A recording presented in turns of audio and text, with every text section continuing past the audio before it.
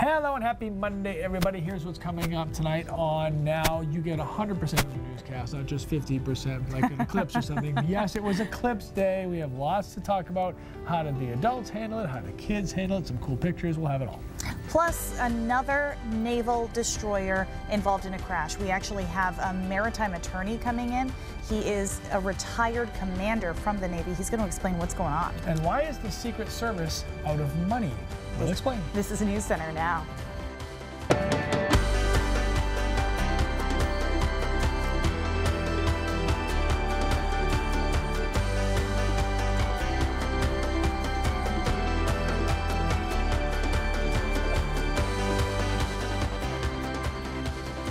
It's a natural phenomenon that has dazzled and awed humans for millennia. Today, millions of Americans saw the sun disappear in the middle of the day, eclipsed by the moon.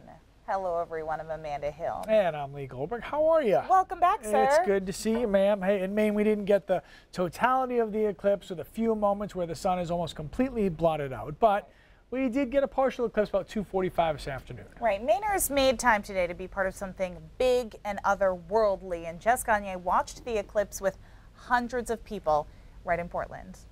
It may have been a partial eclipse, but Mainers were out in full force to see it. And issues like a lack of viewing glasses weren't going to stop them from being a part of the experience. I made it yesterday. Putting an old Pepsi box to work. It took like 5 to 10 minutes. Sally came prepared with her own viewer in case there weren't enough eclipse glasses to go around at the Portland Public Library's viewing party. We just couldn't get a second batch, even though the vendor had done their best. A few pairs were passed out, This one for you guys. along with a request. Please share. And people did, passing glasses around Monument Square so others could look up and see the spectacle. Do you mind sharing?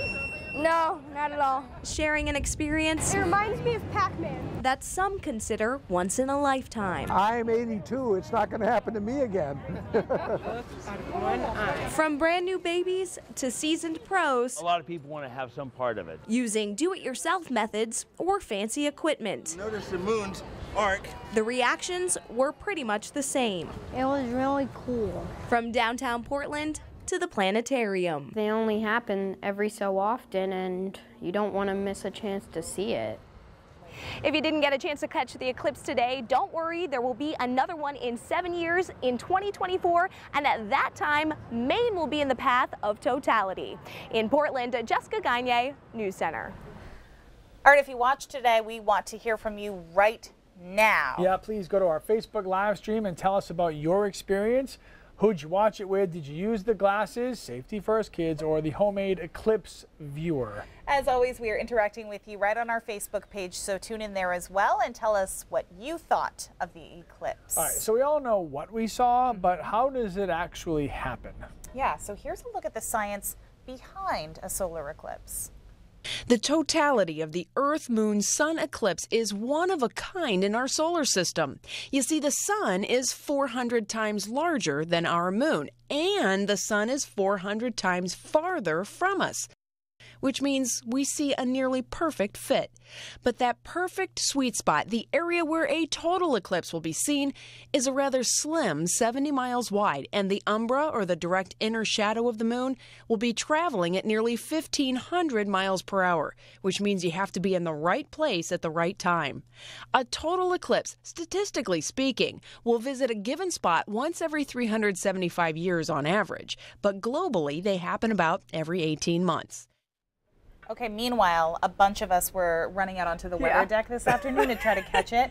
And we shared the glasses, like most people did, but it was funny because, you know, we weren't really, you specifically were not expecting much. I didn't get it. I was like, I don't understand the big deal. I was the first one to grab the glasses and run out, and I said, okay, wow, that's really cool. Which was followed by 30 people saying the exact same words in the exact same order. Myself included. This is really cool. It was cool. Yeah, like you kind of maybe knew what it was going to look like, but still actually seeing it, you know, with the glasses, I don't know. I thought it was pretty neat. It was cool. Yeah, it was pretty cool today. Again, it happened the peak of the eclipse, which only was about 57% in Portland, but still wicked cool. Was at 2:45 this afternoon. Things kind of wrapped up around 4 o'clock.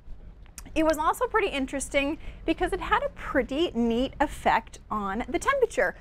kind of only a little bit of an effect on the temperature. Yesterday in Portland at 2 o'clock we were at 83. At 3 o'clock we were at 82. You saw the temperature drop very steadily. Look what happened today, though. At 2 o'clock, we were at 84 degrees. We dropped down to 80 degrees right around the peak time of the eclipse, and then actually warmed up another degree once the sun was able to come out a little bit more. So kind of neat stuff there. I've just included some pictures of us kind of checking it out. Again, with your bare eyes, you know, you couldn't see anything. I took this with my phone, so don't worry, I wasn't looking at it like I've warned all of you not to do. Really couldn't see anything. People were emailing saying, it's not happening here. It was just the sun was so bright that, you know, it was hard to see anything. This is a picture of some of us, Amanda included in this, trying to check it out through the glasses. Yeah, Dustin too. But it was neat. It was fun to see. We made kind of a pinhole projector through some paper there so you can actually see it really tiny. So we had a pretty fun day. We'll talk about the weather and what's expected for tomorrow coming up in just a bit. Amanda and Lee. All right, thank you very much. So we got to see a little bit of it, the eclipse here in Maine, but Katie Ortiz went down to Nashville, Tennessee, and she got to see totality. Yes, and she went live on Twitter for the big moment. If you're just joining us, we are approaching the total solar eclipse. It's getting so dark in here, or out here, I should say. This is surreal and it's eerie.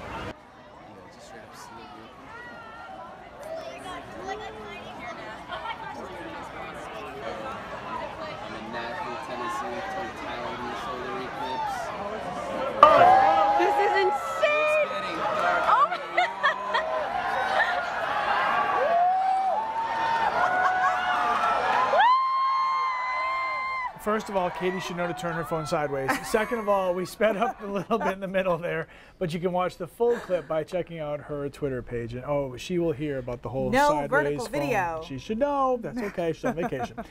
If you had certain glasses or those homemade viewers, watching the solar eclipse today was obviously pretty safe. Yeah, but if you did not have that proper eyewear, looking directly at the sun could have been dangerous. So how do you explain that to kids who may not fully understand what's going on? Well, I had the hard task today. I went to Funtown Splashtown because it's summer and spoke with some parents and some kids, and what they said, for them it really wasn't that big of a deal and they had other things on their mind. The eclipse.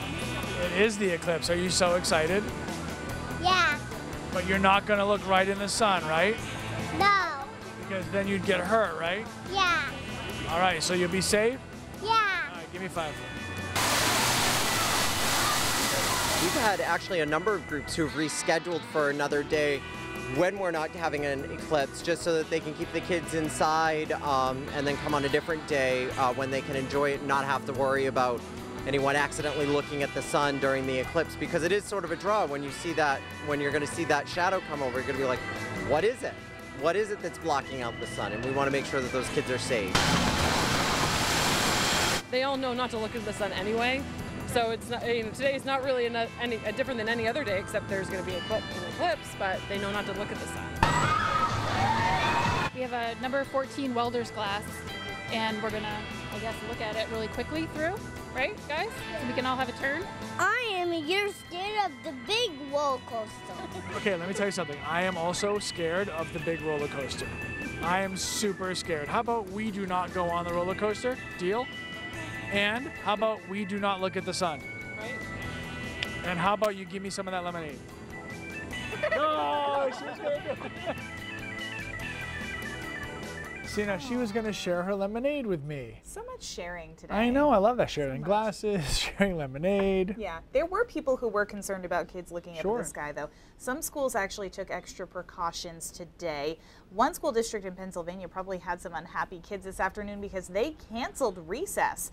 The Cumberland Valley School District decided last week would not go outside for recess during the solar eclipse because of the potential harm to the students who would in fact look up at the sun. Also harmful to be in school in the middle of August. Just throwing that out there. A lot of people had questions about pets, obviously, during this eclipse. What if a dog looks up at the sun? Yeah, well, dogs don't usually look up at the sun, but articles were going around saying you should buy glasses for your pet just to be safe. A veterinarian tells NBC News there's really no reason to worry about your animals. However, keepers at a zoo in Kansas kept a close eye on the farm animals for any sort of reaction to the eclipse. Kimberly Olson, a Zookeeper says weather changes may excite animals, which could explain any weird behavioral changes in your pets today. Sure, you're going to find people peddling goggles and glasses for the pets, but it just really doesn't make sense. When there's significant weather changes, whether a decrease or increase in temperature, they can be a little excitable. Like they might lock horns together, butt heads, but it's nothing aggressive, nothing long-lasting, just for a couple seconds, and then they move on with life. And FYI, dogs actually see better at night than people do. So they were fine. Mine do, because when I go to chase them at night, when they won't come in, they know I'm coming. So they know exactly what's going on. They know where to run. All right, as with any event that generates a lot of hype, the internet was a popular place today. Comedians were out in full force. Including the UMaine football team.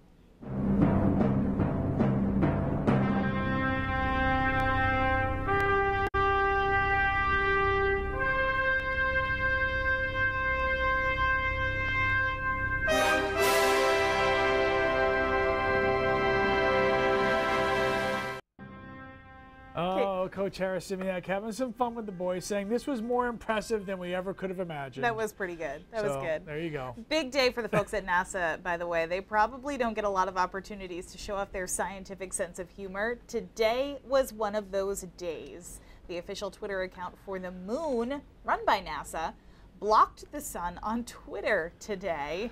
One of our viewers, Bruce Stevenson, had an epic dad joke today. Take a look at his eclipse glasses. The National Weather Service in Caribou took the Twitter to show off their old school eclipse viewer. They used the pinhole camera method to watch a shadow of the event. And we had a bit of cloud cover during our peak viewing time, but the clouds really add something to this great picture shot by one of our viewers. This was sent in from Tyler. Thank you very much. It's kind of an eerie shot. Yeah, it was. Secret Service, by the way, says their agents are maxed out on overtime. They need more people and more money to protect members of the Trump family. We'll listen to what they have to say about that. And 10 sailors are missing after a Bath-built destroyer crashed in the Pacific. We have a maritime lawyer in studio to answer some of your questions. Now, we'll be right back. The Secret Service is tapped out on funds to pay hundreds of agents, and it's in large part to an increased workload considering covering the president, his family, and their residences. USA Today interviewed the director of the Secret Service, who says more than 1,000 agents have already hit federally mandated salary caps and overtime limits. The funds were meant to last the entire year. The agency is responsible for protecting 42 people under President Trump, including 18 relatives. Agents had to protect 31 people under President Obama. The paper reports the director is reaching out to lawmakers to increase funding for the agency. Now, this is a pretty hot topic on Facebook today. Susan says the government needs to find the money because the president and his family need to be protected. Tony says the government is already trillions of dollars in debt, and now they suddenly decide they're out of money. Drain the swamp. Colleen says the Trump family should pay for their non-work-related travel, but John says this fund doesn't just pay for the Trump family, it also pays for all former living presidents and their families as well. All right, still to come on now, the Navy is taking a hard look at procedure after yet another destroyer crashes. Sailors are still missing. We'll have a maritime lawyer in studio to talk about the fallout. And the weather mostly cooperated with our eclipse viewing. Will our luck hold for the rest of the week? Jess Conley is in next with the full forecast. For the second time in just over 2 months, a Bath-built Navy destroyer was involved in a maritime crash. The USS McCain and an oil tanker collided off the coast of Singapore, and as Bill Neely explains, almost a dozen soldiers still missing. Well, the search for those missing American sailors is intense. It's taking place in darkness, but it is over a very, very wide area, more than 100 square miles, and involves aircraft and ships from 4 countries, 2 ships from Indonesia, 2 from Malaysia, tugs and Coast Guard vessels from Singapore, and helicopters from the USS America, which is now docked in Singapore alongside the USS John McCain, which has that huge gash in its side, about 20 feet wide. But one of the most extraordinary things today was the statement from the commander of U.S. naval operations. I've directed an operational pause be taken in all of our fleets around the world. This affects operations in the South China Sea and monitoring North Korea, but also a very wide investigation of the whole fleet involving a look at training, performance, equipment, people and proficiency. And the commander is asking for investigators, not just from the Navy, but from outside, to conduct a tight, timelined investigation and to quickly come to conclusions so that this kind of incident stops, never happens again. Back to you. So Chris Monroe was in our studio 2 months ago, and we had the conversation about the USS Fitzgerald. He's a maritime attorney for Verrill Dana and a retired Navy commander. So thank you for coming back. Thank you, Amanda. So we're looking at this, and it's pretty incredible damage, but it's also amazing that this is still afloat. Oh, absolutely. I think you're looking at some of the great survivability features that were built into the design of the ship up at Bath. So what we're seeing here is the fact that they were able to secure the flooding and localize it in one particular area and avoid progressive flooding to adjacent spaces. Someone who has been on a sister ship like this, and you've you know the area a little bit, what are some of the procedures in that region for maritime work? How could something like this happen twice? Sure. Yeah, it's really two questions. How could this happen? Well, certainly this is the Strait of Singapore, just east of the Strait of Malacca. It's the world's busiest waterway. About 84,000 ships transit that strategic choke point every year. So it's among the most busy waters that I ever transited in, and I transited that area probably over half a dozen times. So the protocols are, as you would expect under international conventions. Ships are required to stay out of each other's way. It's unclear here, based upon the point of impact, which ship was the stand-on or which ship was the give-way vessel, but there are protocols that should be followed to ensure that a collision like this does not occur.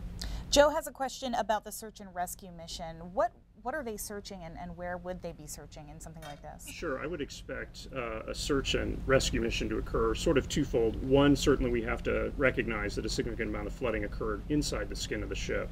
So they should certainly be looking for personnel as a recovery effort inside the ship, but at the same time it's possible that sailors might have been thrown overboard.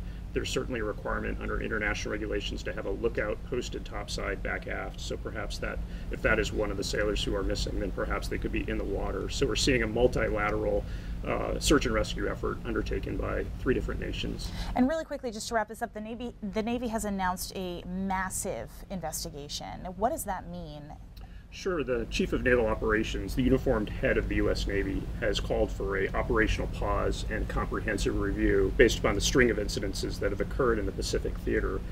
And in terms of things that happen after major casualties, that's the most severe response that I've ever seen, particularly so soon after the event having occurred. So that will require the Navy to take a close examination of these 2 events, both the Fitzgerald and the John S. McCain, and find out if there's anything to be learned, similarities in the certification and training process that we could address in the future. Okay, we need to wrap this up, but we'll make Chris hang out for the commercial break, so jump on Facebook Live right now with more questions. Lee? Yeah, thanks.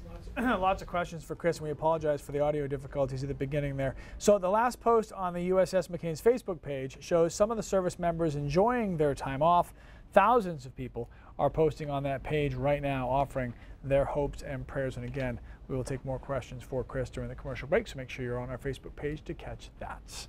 All right. Hey! Weather. It looks like some mixed bag is coming our way. Yeah, definitely. Tomorrow it's going to be hot and hazy and humid. It's going to feel like summer definitely during the day, and then once we get into tomorrow afternoon and evening, we'll start to see some thunderstorms move in. Let's take a look at what's currently going on out there right now. Temperatures currently anywhere from kind of the upper 70s to the low to mid 80s. It's pretty warm, and look at that temperature in Portland has rebounded up from 80, which it was around 3 o'clock. So part of the effects of the eclipse in our area, we're actually lowering most of the temperatures by a couple degrees. 84 now in Bangor. Not too bad, pretty comfortable out there. However, the dew points making it feel maybe not as nice, not as comfortable at least. Upper 50s, lower 60s for the dew points right now. Dew point in Lewiston at 65, 62 in Bangor. You know, once they start to get into the 60s, that's when you can definitely start to notice the humidity, but things will change as we get at least into the middle part of the week. Mostly clear skies out there, just a couple clouds around northern portions of the state, but that's about it. As we zoom out, you can see this low pressure system here. There is a cold front that's coming out of it. That's what's going to move through our area once we get into tomorrow afternoon and evening, and that's what's going to bring us some showers and storms. So let's take it through here. Again, starting off tomorrow morning in the upper 60s and lower 70s. By tomorrow afternoon, a few clouds. But notice those temperatures really warming up. Upper 70s, lower 80s. I think we're going to get even higher than this, though. Some of us will get near 90 degrees, especially away from the coast, by tomorrow afternoon. It's once we get into tomorrow, kind of late evening hours, we'll start to see this cold front move through. You can see those showers and storms ahead of that. I think it'll start a little bit earlier, too, probably around 6 or 7 o'clock, right around dinner time tomorrow night. Maybe the not so good news is that it's going to stick around through the overnight hours right into early Wednesday morning. So sleeping tomorrow night might be kind of tough with those thunderstorms rumbling through the overnight hours. Wednesday, though, temperatures will be a little bit cooler, topping out only in the low to mid 80s, but we'll see less humidity Wednesday. It's definitely going to feel a whole lot more comfortable, so definitely some good news there. Here's your marine forecast for tomorrow. There is a small craft advisory through 8 o'clock tomorrow morning, so just be aware of that. Seas around 3 to 5 feet, or they'll be building to 3 to 5 feet as we get into tomorrow afternoon. Winds from the southwest at 5 to 15 knots, be coming from the south at around 10 to 20 knots by tomorrow afternoon. All right, let's talk about the 7-day forecast here. Tomorrow it is going to be pretty warm, very humid.